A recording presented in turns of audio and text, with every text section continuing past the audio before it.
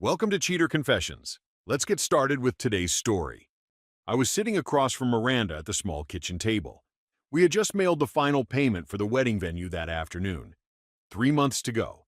Everything had a plan. Everything had a place. She stared at the surface of the table for a long moment, as if she was reading invisible words carved into the wood. "Paul," she said, her voice flat, "I can't go through with this." I looked up slowly. "What do you mean?" "I'm not ready to marry anyone. I need to figure out who I am without being someone's fiancé." She didn't cry. There was no shaking, no drama, only a strange calm. I nodded once. "Where are you going to stay?" "My friend Hannah Lopez said I can use her guest room for a while." "When?" "Tonight." That was the entire conversation. No long explanation, no apologies. She stood, walked into the bedroom, and zipped a small suitcase. I watched from the doorway as she placed clothes, a hairbrush, and her laptop inside.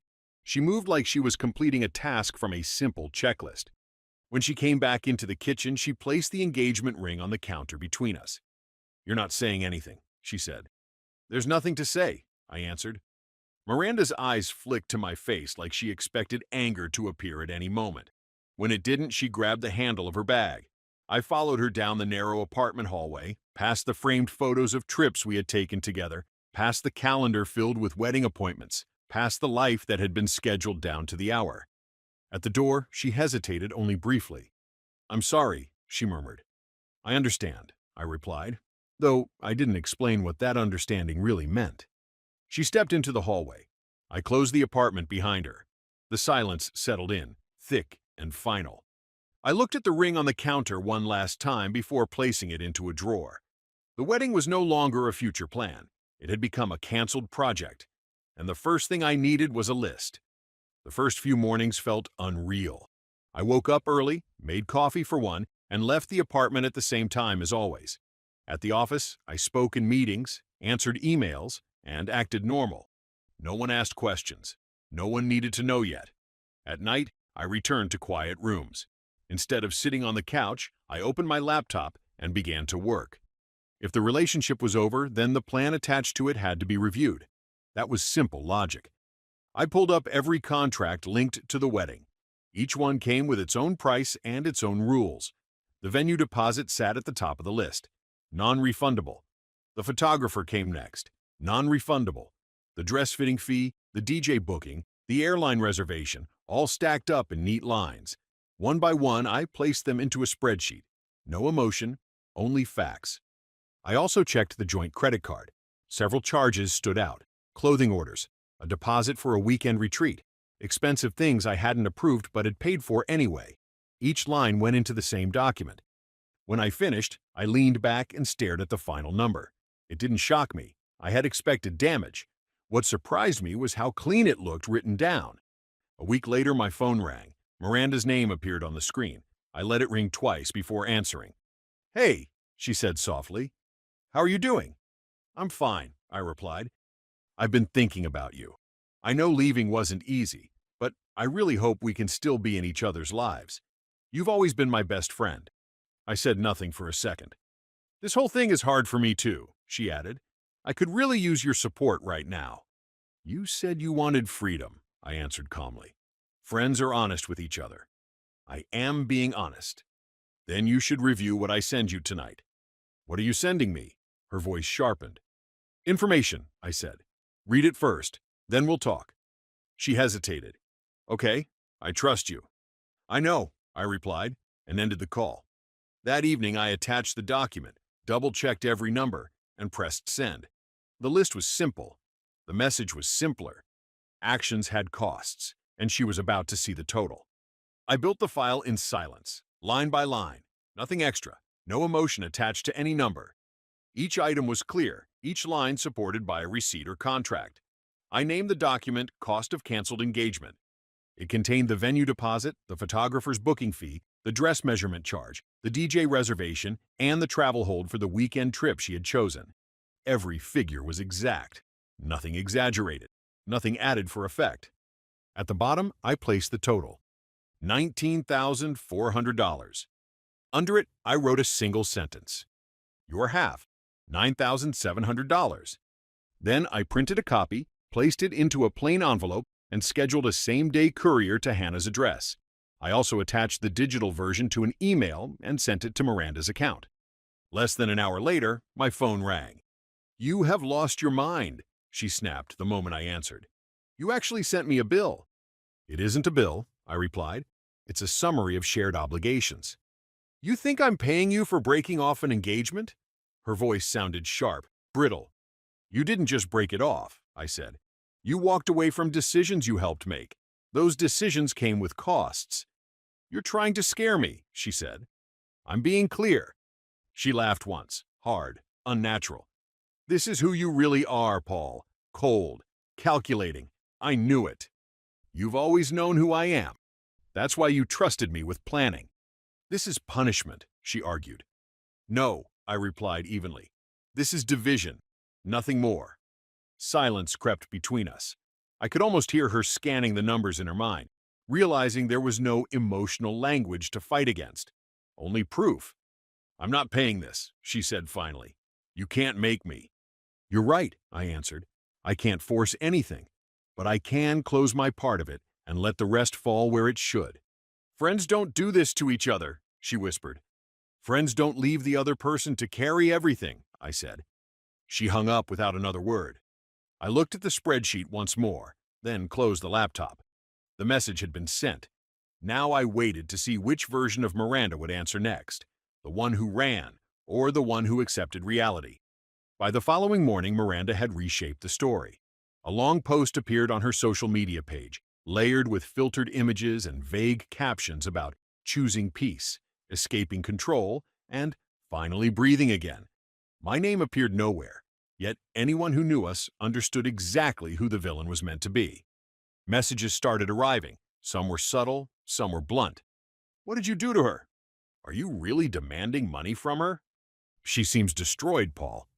I replied to none of them. I did not argue online. I did not explain myself in public comments. Instead, I selected two names, Daniel Carter and Leah Monroe, the only people I trusted without question.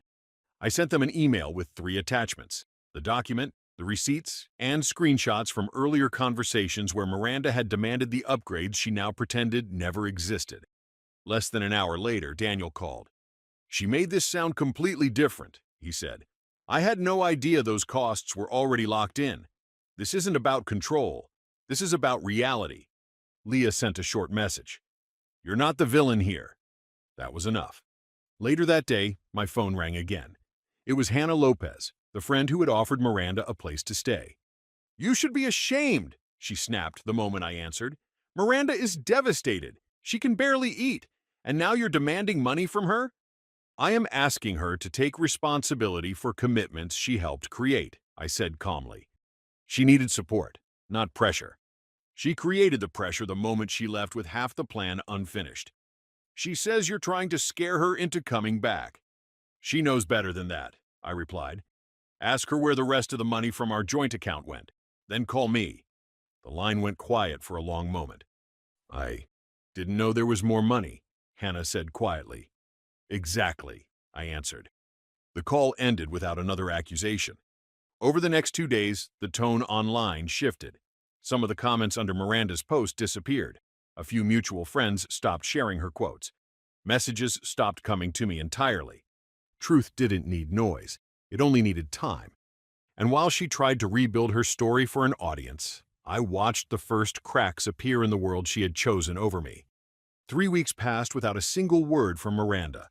No apology arrived, no payment transferred, only quiet. I treated it as progress. One late Friday, after a long day at work, I joined a few colleagues for a drink at a bar near the office. Halfway through my first glass, a man I recognized from another department approached. His name was Michael Reynolds. We had exchanged polite greetings before, but nothing more. "Paul, can I talk to you for a minute?" he asked, glancing around first. I nodded and followed him outside. "I need to say something that's going to sound strange," he began. "I've been seeing Miranda." I waited without reacting. "She told me she had already left you. She said you two were barely speaking, that she was only staying because of pressure and guilt." He paused. "We met at a fitness studio about 3 months ago. That meant she had met him before the night she walked away. "What changed?" I asked. "She mentioned your invoice. At first I thought it was proof you were out of control. Then a friend of mine spoke to Daniel and heard the other side. The documents, the debts, the timeline." He shook his head. "It didn't match what she told me." "So you came to check the facts," I said. "Yes, I did some digging. I realized I was part of a lie.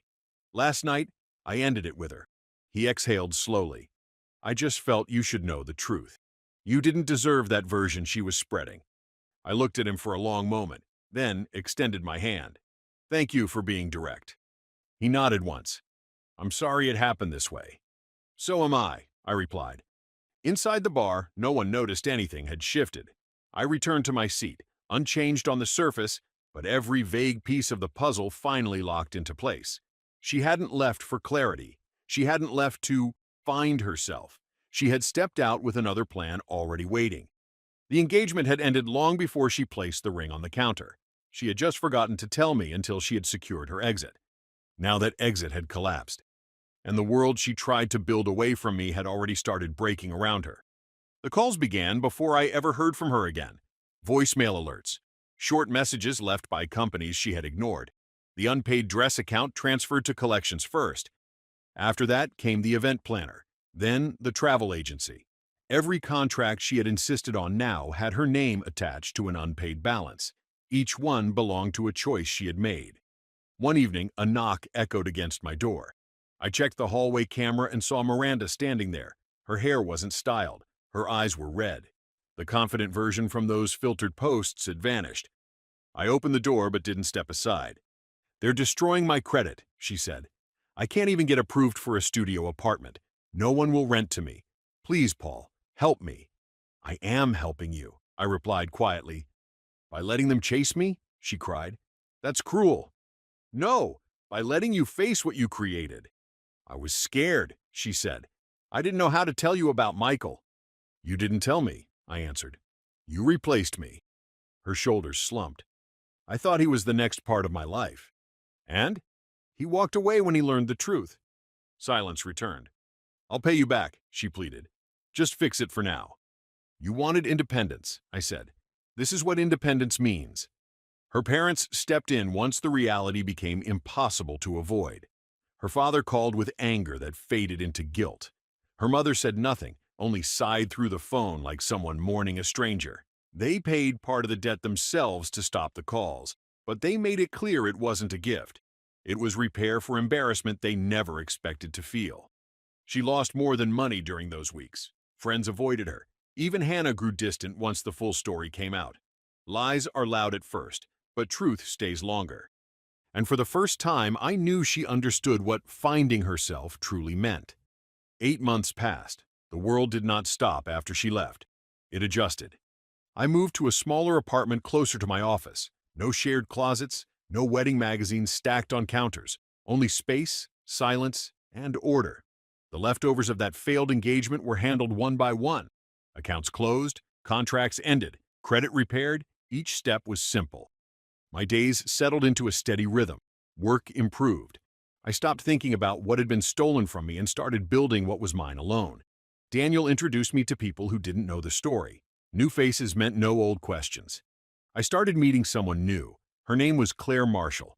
She was focused, grounded, and asked direct questions. I respected that. One evening we met at a small downtown restaurant. Nothing expensive, nothing dramatic. Just quiet conversation and real laughter. Halfway through dinner, I noticed a familiar silhouette across the room. Miranda sat at a corner table, no company, no phone in hand. Her shoulders curved inward, posture folded like a person trying to disappear. She saw me. The recognition was immediate. Shock passed through her face, followed by a slow, sinking awareness. "Do you know her?" Claire asked calmly. "I used to," I said. Miranda watched as I smiled. The man she believed would stay frozen in her orbit had kept moving. I was not bitter. I was not chasing justice. I had already finished with that chapter. When Claire and I stood to leave, we had to pass her table. I didn't hesitate. I didn't change direction. I stopped for one quiet moment. "I hope you found what you were looking for, Miranda," I said. Her lips parted, but no reply came. I gave a polite nod. nothing more, and walked out. Outside, Claire slid her hand into mine. Warm, real, present. Miranda had walked away to find herself. I had stayed and found something better. A year after the night Miranda walked out, I received my last indirect update about her. Daniel mentioned seeing her name on a small fundraiser flyer taped to a coffee shop window. She was volunteering for a local housing charity, no big title, no spotlight, just a schedule of shifts. It wasn't dramatic. It wasn't glamorous. It was quiet, practical, and real. That felt right. I never reached out. She never reached out either. The distance stayed clean between us, untouched by nostalgia or unfinished sentences. That silence wasn't emptiness. It was closure.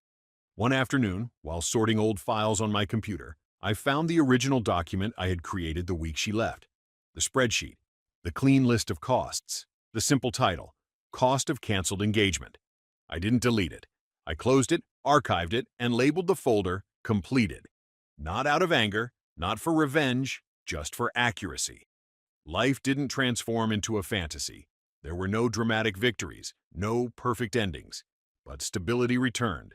Claire and I continued seeing each other, slowly, honestly, never rushing. There were no promises made for show, only consistent actions. That was all I needed. Sometimes in quiet moments, I thought back to that sentence Miranda had spoken so calmly at the kitchen table. I need to find myself. At the time it sounded poetic, brave even. Now I understood it differently. Finding yourself isn't an escape route. It is a confrontation with truth, with consequences, with choices that follow you no matter where you go. She had wanted a new beginning without a cost. I had given her the real invoice. And in the end, the price wasn't just money. It was comfort, trust, reputation, time. The strange part is that I never felt like the winner. I felt like a survivor who refused to lie to himself. While she searched for an identity somewhere else, I remained where I was, faced what happened, and adjusted. That was the difference. She left to discover something new. I stayed and discovered everything I already had. And that, in the quiet truth of it, became the real ending to our story. Thank you for watching.